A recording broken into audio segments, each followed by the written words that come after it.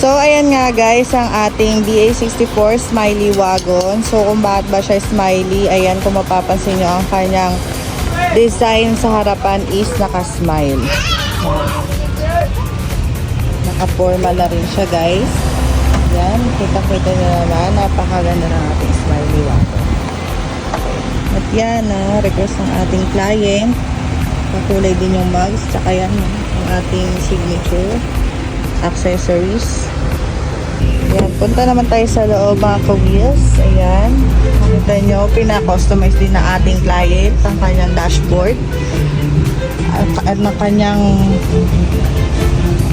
ceiling is naka VIP ceiling mga ka-wheels. Ayan, nakaganda. Request din ni client ang color at ang seat.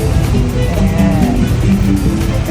Meron na rin tayo 9-inch Android touchscreen stereo with reverse camera.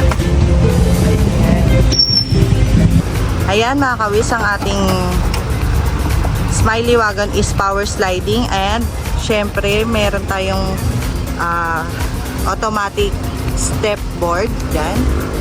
Request din ng client natin yan kasama sa kanyang package. Ayan, naka-captain seat siya. Ang captain seats natin is ito. Ganito siya. Okay? Ayan. May ganyan siya. Ayan. Of course, ang VIP ceiling. Ayan. Vinyl matting. Ayan. Ayan ang vinyl matting natin, mga ka-wheels.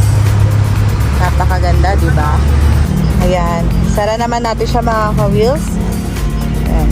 Automatic pa rin ang ating doors. Ayan yung ating power sliding na tinatawag. Diba? Yan, mapunta naman tayo dito sa likod mga ka-wheels. Ayan, ganda ng kanyang forma. Top of the line to na mga wagon natin, kumbaga sa 64W.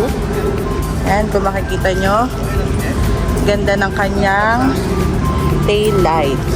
Okay, double power to ha, double power sliding. So check natin guys. Ayan, okay, napakaganda.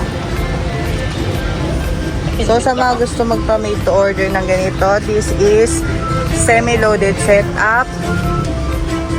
Ayan. PM lang kayo sa aming page or contact us at sa ating mga Facebook pages or numbers na nakalagay sa ating Facebook. Ayan lang. Ayan o, ang ganda ng kanyang tail light. Ayan yung mga latest smiley natin. Diba?